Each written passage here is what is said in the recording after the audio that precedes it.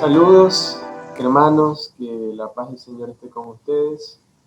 Doy gracias a Dios por la oportunidad que me da de estar acá frente a ustedes y hablar de un tema súper relevante como el que vamos a estar tocando el día de hoy. Es un tema apasionante, para algunos incluso es un tema controversial, pero no tiene por qué ser así. Entonces, por los próximos minutos vamos a estar compartiendo algunos versículos, unas pocas diapositivas, con la finalidad de ser edificados con este tema que tiene que ver con el regreso de nuestro Señor Jesucristo, ¿no? A lo largo de varios días hemos estado revisando verso a verso, pasaje a pasaje, situación a situación, cómo el apóstol Pablo, al llegar a la comunidad tesalonicense, tiene que explicarle a personas comunes y corrientes como nosotros de qué se trata la fe cristiana. Y llegado a este punto, hablamos de uno de los temas más hermosos, más magníficos, más impresionantes de la fe cristiana. Es más, hemos llegado al punto en el que tocaremos cuál es la esperanza más grande que existe dentro de la fe cristiana, y esto tiene que ver con el inminente regreso de nuestro Señor Jesucristo. Así que, en primer lugar, hay unas diapositivas que tenemos acá, que quiero que ustedes vean. Y en la primera diapositiva es una sola palabra que quisiera que Luis me ayude, tiene que ver con la palabra Hebreos. ¿Y por qué la he puesto ahí como una introducción para este tema tan, tan necesario, tan importante? Porque en el libro de Hebreos se nos explica un asunto súper importante, súper interesante, eh, relacionado con este evento. Y quiero entrar en contexto. Miren, en el Evangelio de Lucas, no vamos a leerlo, pero quiero que lo sepan, el Evangelio de Lucas, en los últimos capítulos, se nos relata de que luego de que Jesús resucitó, Él se les presentó a dos de sus discípulos que estaban súper devastados debido a que sus discípulos no comprendían de que Jesús iba a resucitar, no tenían esa esperanza. Es verdad que lo habían oído argumentar acerca de eso, pero ellos no lo creían en su corazón. La Biblia dice que una vez que Jesús resucitó, apareció en medio de ellos y Jesús, ellos no lo reconocieron, obviamente, pero Jesús les dice, ¿por qué ustedes están tristes? Y ellos le responden, ¿acaso tú eres el único en Israel que no sabes lo que acaba de ocurrir? Que un tal Jesús, un profeta, pensábamos que él iba a restaurar el reino de Israel, pero lo mataron. Entonces Jesús les empieza a decir, ustedes son tardos para creer lo que Él les dijo.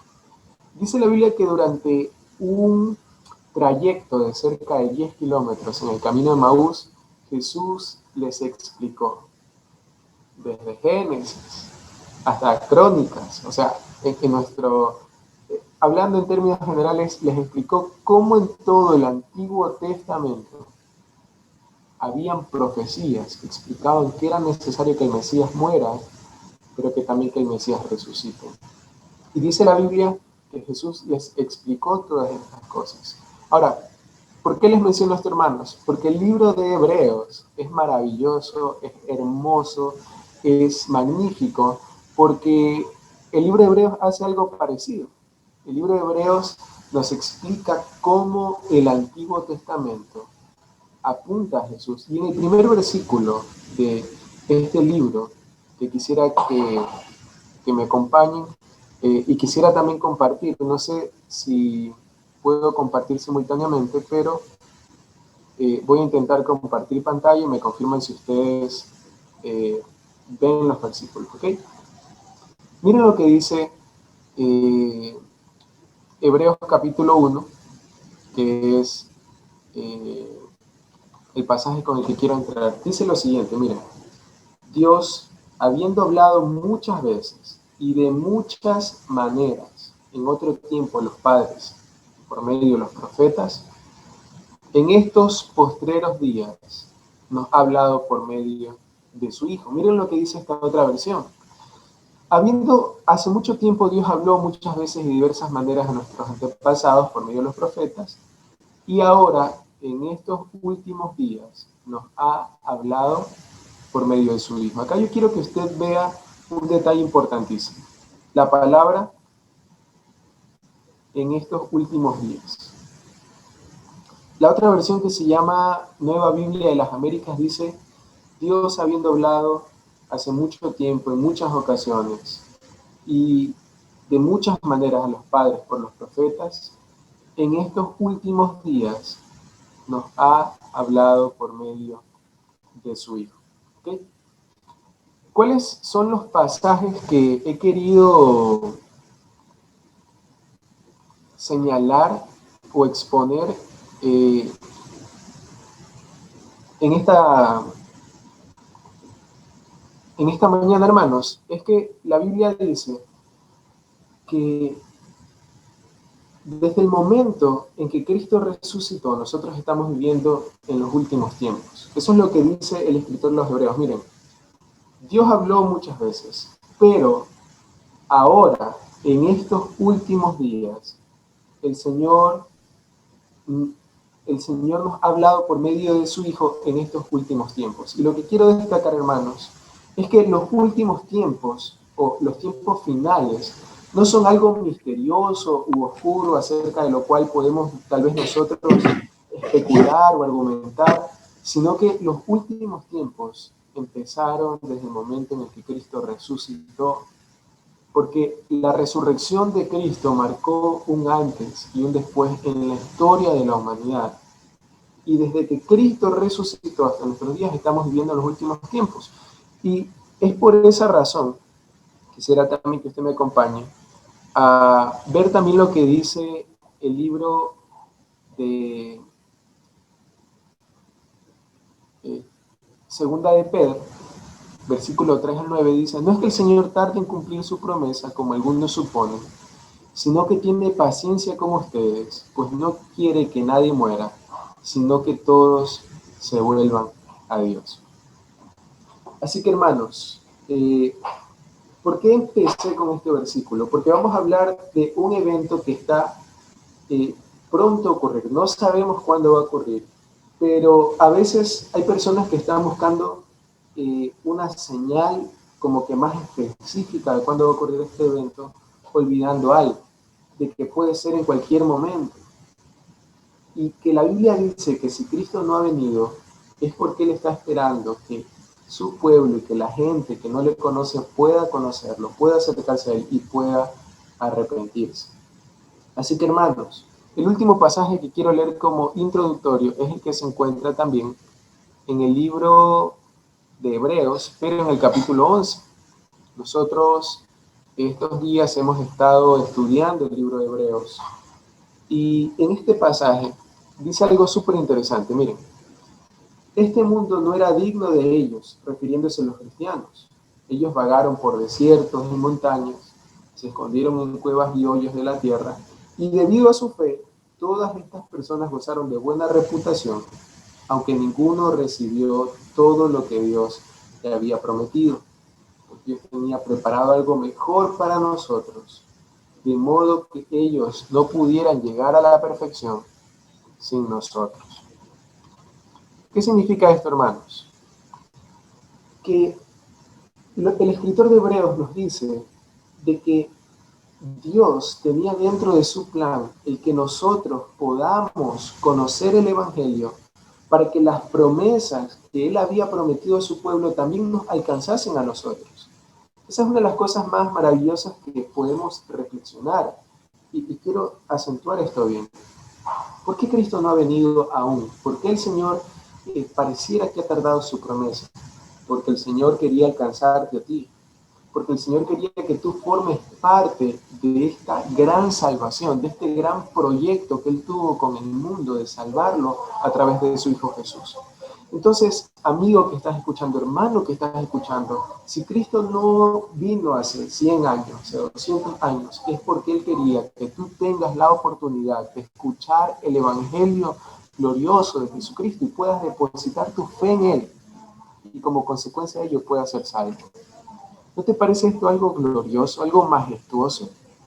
Ahora, no sabemos cuántos años más va a demorar el que Cristo venga.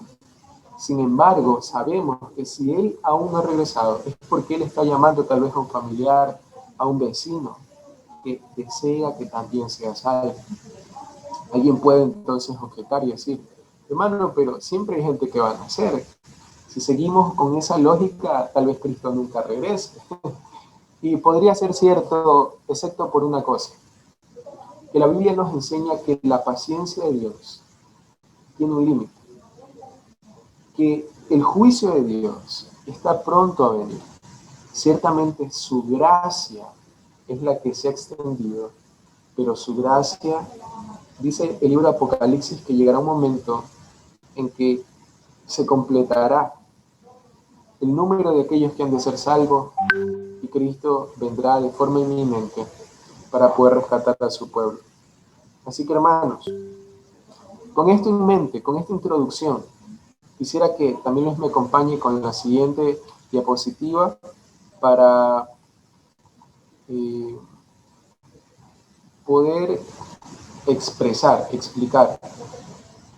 algo que es muy importante relacionado al pasaje que hemos estado estudiando durante estos días y que tiene que ver con el libro de Tesalonicenses. Yo le voy a pedir que usted me acompañe a el libro de Tesalonicenses, capítulo 4, y pueda abrir su Biblia para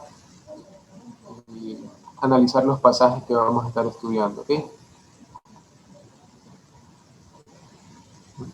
Espérenme un segundo.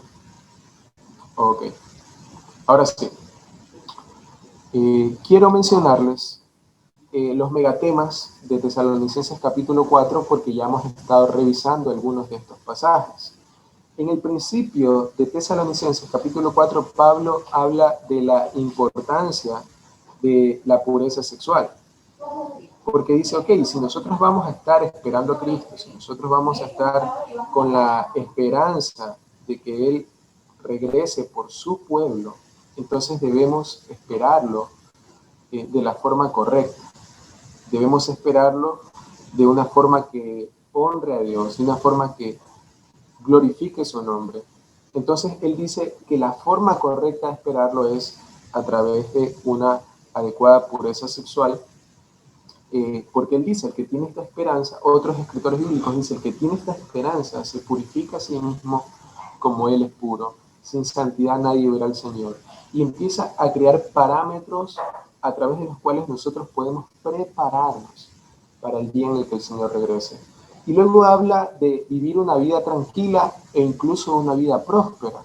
Y acá no es que hace algún tipo de preferencia o predicación por este evangelio de la prosperidad, pero es que el apóstol Pablo acá habla de algo también que es muy importante. Debido a la gran expectativa que había por el regreso de Cristo, muchos creyentes dejaron de trabajar, muchos creyentes dejaron de ocuparse de sus negocios, muchos creyentes empezaron incluso a esperar que la comunidad cristiana se encargue de sus necesidades, dado que el Señor había enseñado que los cristianos debían compartir, que los cristianos debían ser generosos. Muchos creyentes empezaron a ser ociosos, a esperar que la iglesia los sostenga. Y Pablo dice, hermanos, no es así. Ustedes deben vivir una vida tranquila y deben ocuparse de sus propios negocios para que no tengan que depender de nadie. Al contrario, a medida que ustedes prosperan, pueden usar esos recursos para bendecir a otros. Entonces, Pablo está hablando de que nuestra esperanza en el regreso de Cristo no debe convertirnos en personas irresponsables, sino que al contrario, debe enfocar nuestra actividad laboral y en este caso nuestra educación, nuestros esfuerzos, para poder vivir una vida tranquila y próspera hasta el día en que Cristo regrese. Ahora, en medio de este contexto es que ya el apóstol Pablo dice, vamos a llegar al versículo 13 al 18, que es lo que nos toca analizar en esta mañana. Así que quiero que veamos lo que dice este versículo. Dice, tampoco queremos, hermanos, que ignoréis acerca de los que duermen, para que no os entristezcáis como los que no tienen esperanza. Porque si creemos que Jesús murió y resucitó, así también traerá Dios con Jesús a todos los que durmieron en él.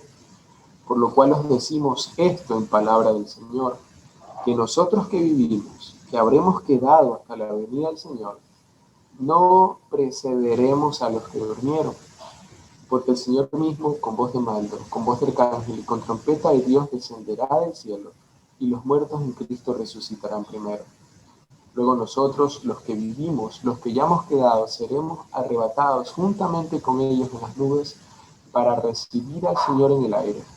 Y así estaremos siempre con el Señor. Por lo tanto, alentaos los unos a los otros con estas palabras. Hermanos, este pasaje, y yo quisiera animarlo que usted se lo aprenda, es 1 Tesalonicenses 4, del 13 al 18. Quiero señalar algunos puntos de este mensaje que tienen mucha importancia. Y quisiera pedirle a Luis que me ayude con la siguiente diapositiva. La primera cosa, hermanos, es con un hecho del cual habla Oseas, que dice, la muerte ha muerto.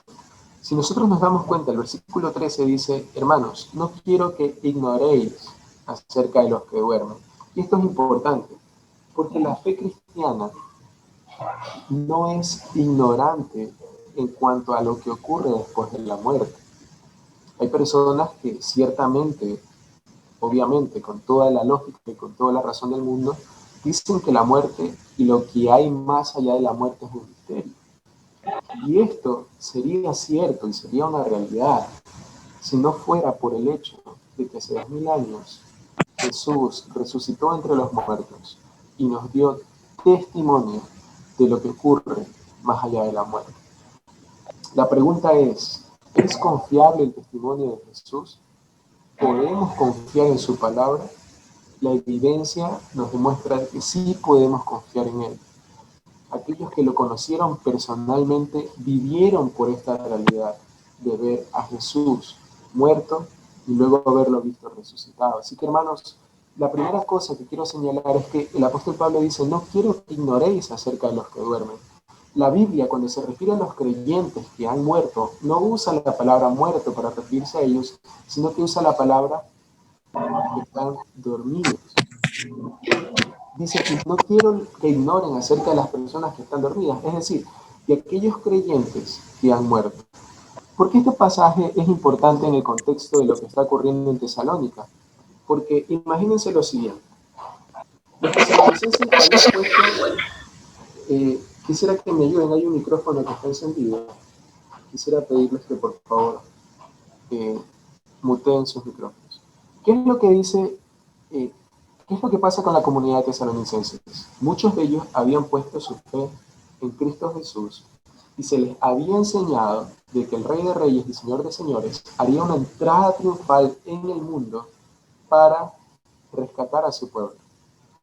Pero los tesalonicenses estaban sufriendo persecución de parte de la comunidad que los rodeaba.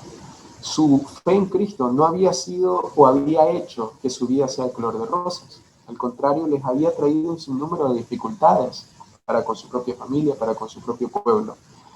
Y de pronto, muchos de los que habían puesto su fe en Cristo estaban empezando a morir. Esto trajo angustia a sus corazones. ¿Cómo es que estas personas han muerto y no han visto a Cristo regresar? No han palpado o saboreado el reino de Dios en todo su esplendor. ¿De qué sirve tener una esperanza en Cristo si a la final voy a morir y los días que voy a estar en este mundo van a estar llenos de dificultades? Esta era la preocupación que rodeaba la mente y el corazón de aquellos que habían puesto su vida, su fe en Cristo Jesús, incluso habían dado su vida por Cristo Jesús, pero estaban sufriendo a causa de ella, al punto de que muchos ya habían muerto. Pablo les dice, hermanos, no quiero que ustedes ignoren lo que ocurre con las personas que duermen, porque no quiero que se entristezcan como aquellos que no tienen esperanza. Y acá habla acerca de la muerte, hermanos. La muerte es algo duro, doloroso, espantoso, horripilante, y yo sé que en algún momento alguno de nosotros va a enfrentar la pérdida de un familiar, o tal vez nosotros mismos tengamos que enfrentarnos cara a cara con la muerte.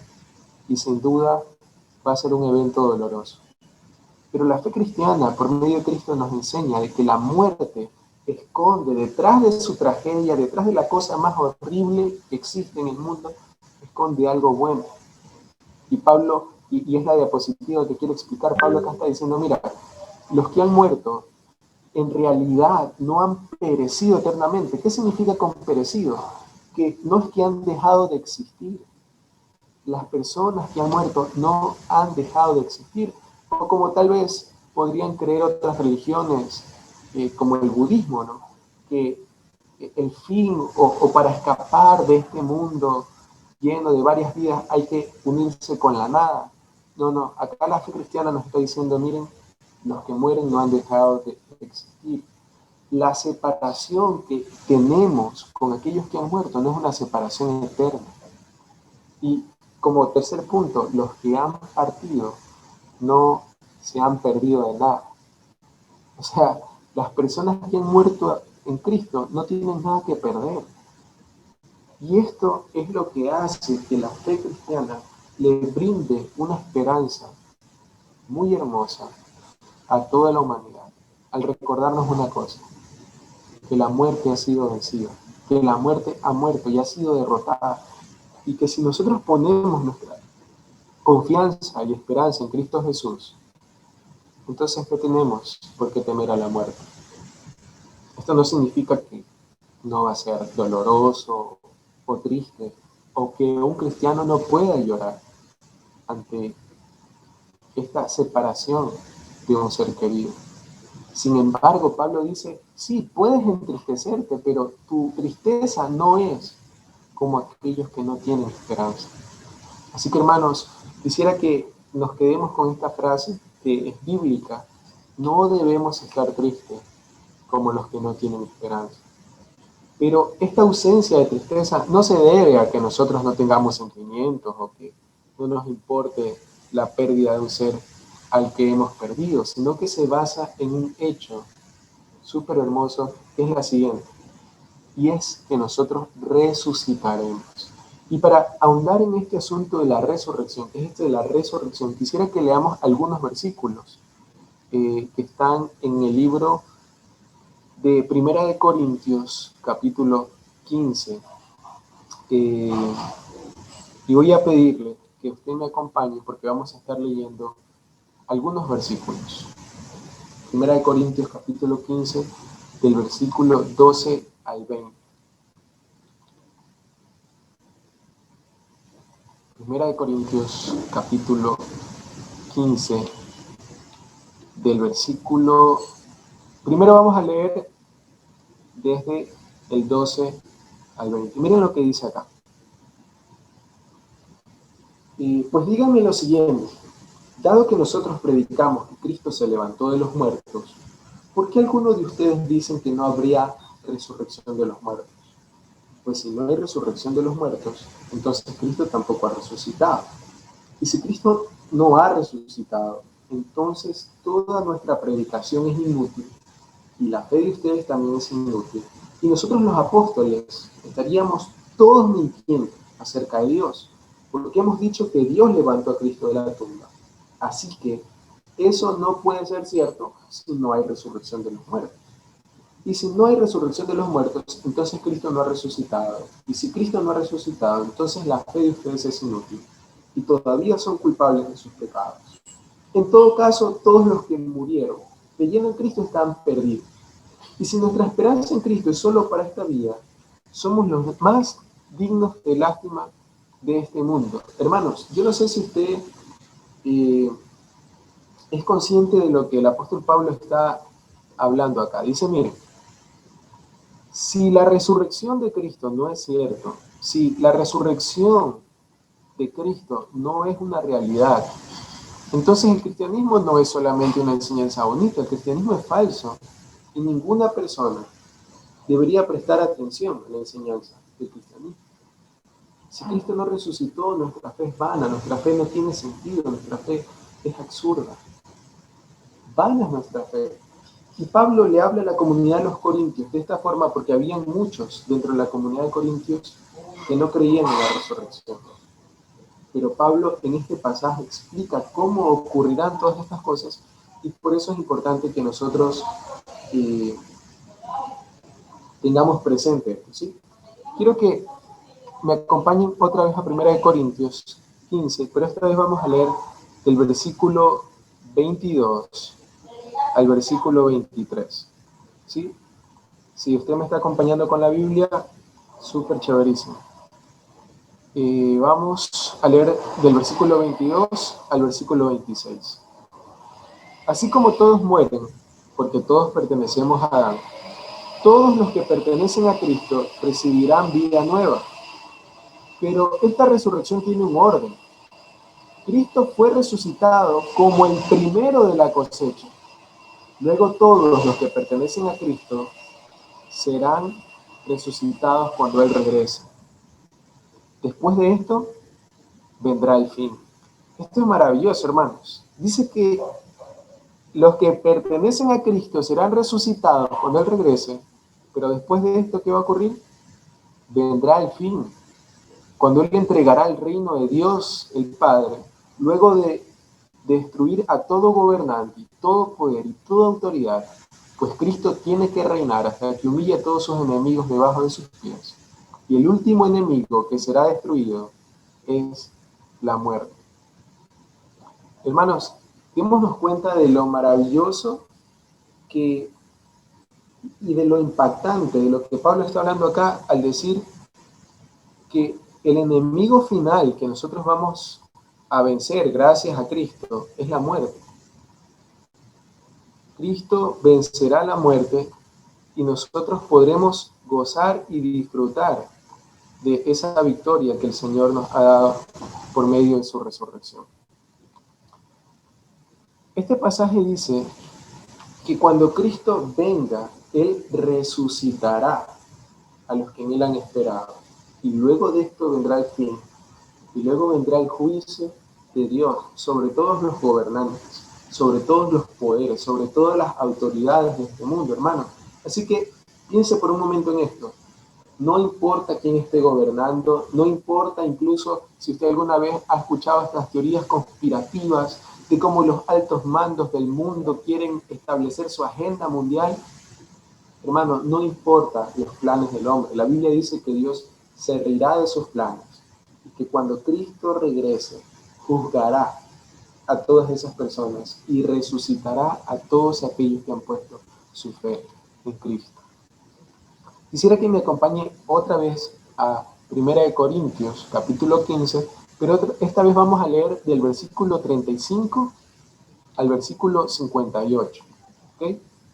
1 Corintios 15, del versículo 35 al 58.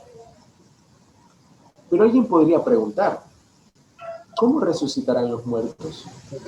¿Qué clases de cuerpos tendrán? Hermanos, ¿hay alguien con el micrófono encendido, por favor? ¿Qué clases de cuerpos tendrán? El apóstol Pablo dice, ¿qué pregunta tanto?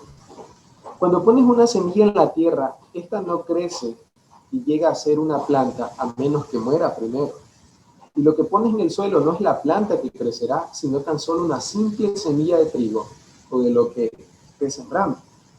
Luego Dios le da el cuerpo nuevo que Él quiere que tenga. De cada clase de semilla crece una planta diferente. De modo parecido, hay diferentes clases de cuerpos, carnes, cuerpos humanos, cuerpos para los animales, cuerpos para aves y cuerpos para peces. También hay cuerpos en los cielos, cuerpos en la tierra. La gloria de estos cuerpos celestiales es diferente a la gloria de los cuerpos terrenales. El sol tiene una clase de gloria, mientras que la luna tiene otra, y las estrellas tienen otra. Y hasta las estrellas se diferencian una de otra por la gloria de cada una. Lo mismo sucede con la resurrección de los muertos. Cuando morimos, nuestros cuerpos terrenales son plantados en la tierra, pero serán resucitados para que vivan para siempre. Nuestros cuerpos son enterrados en deshonra, pero serán resucitados en gloria. Son enterrados en debilidad, pero serán resucitados en fuerza. Son enterrados como cuerpos humanos naturales, pero serán resucitados como cuerpos espirituales. Así como hay cuerpos naturales, también hay cuerpos espirituales. Las Escrituras dicen que el primer hombre Adán se convirtió en un ser viviente, Pero el último Adán, es decir, Cristo, es un espíritu que da vida. Versículo 48. Los que son terrenales son como el hombre terrenal y los que son celestiales son como el hombre celestial. Al igual que ahora somos como el hombre terrenal, algún día seremos como el hombre celestial. Lo que les digo, hermanos, amados, es que nuestro cuerpo físico no puede heredar el reino de Dios. Estos cuerpos que mueren no pueden heredar aquello que dura para siempre. Pero permítanme revelarles un secreto maravilloso. No todos moriremos, pero todos seremos transformados. Sucederá en un instante, en un abrir y cerrar de ojos, cuando se toque la trompeta final. Pues, cuando suene la trompeta, los que hayan muerto resucitarán para vivir por siempre, y nosotros los que estemos vivos seremos transformados. Pues nuestros cuerpos mortales tienen que ser transformados en cuerpos que nunca morirán. Nuestros cuerpos mortales deben ser transformados en cuerpos inmortales. Entonces, cuando nuestros cuerpos mortales hayan sido transformados en cuerpos que nunca morirán, se cumplirá la siguiente escritura. La muerte es devorada en victoria. Oh muerte, ¿dónde está tu victoria? Oh muerte, ¿dónde está tu aguijón? Pues el pecado es el aguijón que termina en muerte, y la ley le da al pecado su poder. Pero gracias a Dios, Él nos da victoria sobre el pecado y la muerte por medio de nuestro Señor Jesucristo. Hermanos, acá Pablo está haciendo un relato impresionante de cómo ocurrirá este proceso a través del cual Dios va a regresar para darnos cuerpos inmortales. Por eso es que los cristianos, hay algo que se conoce como la cristiana sepultura. Incluso la palabra cementerio viene de un término que significa originalmente como dormitorio. Si usted analiza el origen de la palabra cementerio, era una palabra que se utilizaba en aquel entonces, obviamente en su idioma original, para referirse a aquellos viajeros que encontraban como una especie de hostal donde pasar la noche antes de seguir en su trayecto. De ahí viene la palabra cementerio. Y por eso los creyentes enterramos a nuestros muertos en la esperanza de que ellos pronto van a regresar. El versículo 14 dice, porque si creemos que Jesús murió y resucitó, así también traerá Dios con Jesús a los que durmieron en él. Así que hermanos, volviendo a Tesalonicenses, capítulo 4, versículo 15, dice, hermanos, esto que se lo decimos en palabra del Señor, con la autoridad del Señor. Es como que Pablo está diciendo, miren, esto que les voy a decir no está en mis propias palabras, voy a citar textualmente lo que el Señor Jesucristo enseñó. Pablo dice que nosotros que vivimos y habremos quedado hasta la venida del Señor, no nos vamos a encontrar con Cristo antes de que aquellos que han muerto. Es decir, los que han muerto se encontrarán con Cristo primero, porque el Señor mismo, con voz de mando, con voz de arcángel y con trompeta de Dios, descenderá del cielo y los muertos en Cristo resucitarán primero. Luego nosotros, los que vivimos y los que ya hemos quedado, seremos arrebatados juntamente con ellos en las nubes para recibir al Señor en el aire y así estaremos para siempre con Él. Hermanos, hay mucho controversia, hay mucho misterio, hay muchas películas que hablan sobre cómo va a ocurrir este evento. Incluso dentro de la fe cristiana hay muchas posturas respecto al cómo y cuándo serán estas cosas.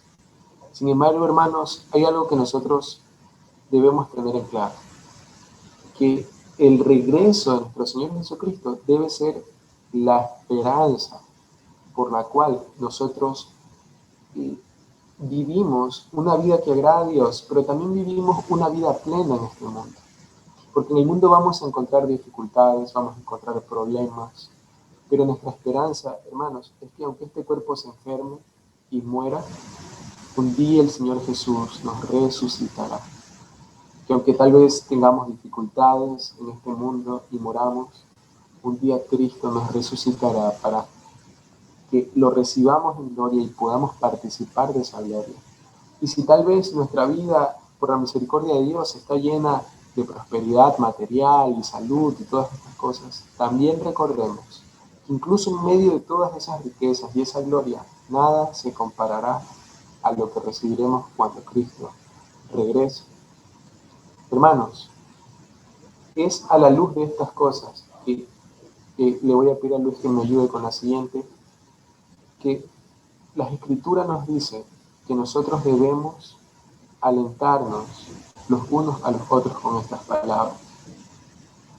No dice que no hablemos de estas cosas, o no dice que no discutamos acerca de estas cosas, porque como les dije hace un minuto, este tema puede ser controversial, si usted lo analiza a fondo puede ser controversial, pero la Biblia y la palabra de Dios nos dice que este tema, este asunto sobre la resurrección, sobre el regreso de Cristo, debe alentarnos en los corazones continuamente, debe alentarnos, motivarnos, debe estar continuamente en nuestros corazones impulsándonos a vivir de la forma en la que Dios le agrada.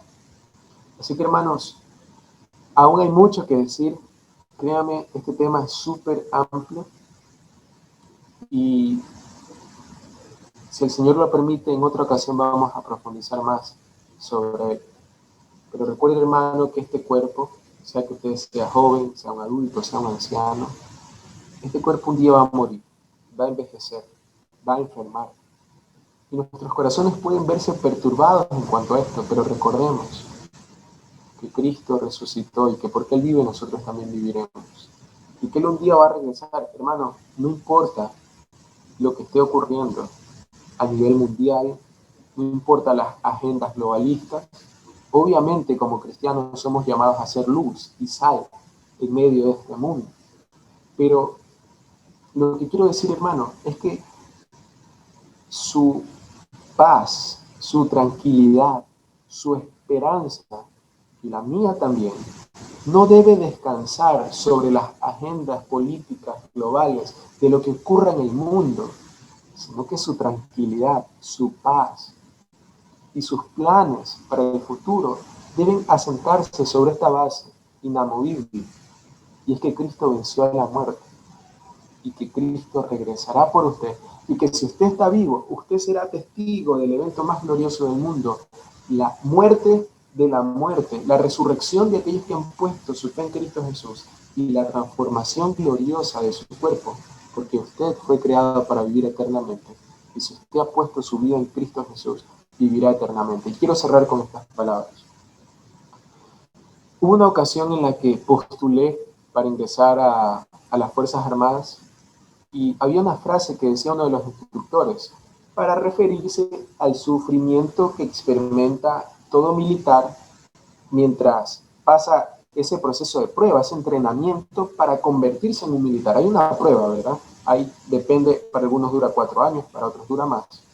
Pero los instructores decían, mira, tú tienes que soportar 4 años de sufrimiento para tener toda una vida de gloria. Esa era la forma en la que ellos motivaban a los militares a tener una vida de gloria en términos de la patria, en términos de la milicia. Sin embargo, yo quiero usar esa misma ilustración para recordarle a usted que acá estamos luchando y persiguiendo una gloria que va a durar por siempre. No es una gloria ficticia como la que a veces se nos empuja a luchar, una medalla, un juego olímpico, un título, una carrera profesional, todas esas cosas hermosas, todas esas cosas muy valiosas, pero cuando se comparan con la gloria que está en Cristo, palidecen, pierden significancia, porque nada se compara a la gloria que ha de venir, hermanos. Entonces cierro con estas palabras. Soporte estos años de sufrimiento, porque si usted ha puesto su vida en Cristo, luego vendrá una vida de gloria y será una vida eterna, no unos pocos años más, sino una vida eterna junto a Cristo, hermanos. Que esto sea nuestra esperanza, que esto nos aliente cada día por el resto de nuestras vidas. Les mando un fuerte abrazo, hermanos, y les voy a pedir que oremos para terminar este tiempo, a fin de que el Señor nos ayude a comprender esto y a vivir por esta verdad.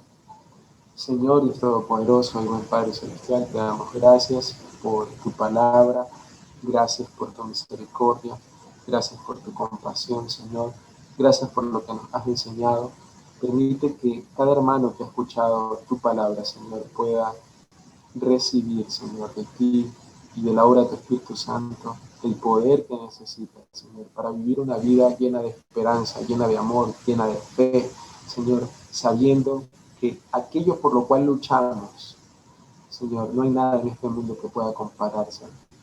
Estar contigo, de dar la gloria que tú compraste para nosotros, Señor. La muerte será derrotada, estaremos para siempre contigo. Permítenos vivir por esta esperanza, Señor. Te lo pedimos en el nombre del Padre, del Hijo y del Espíritu Santo. Amén y amén. Que Dios les bendiga, hermanos. Les mando un fuerte abrazo.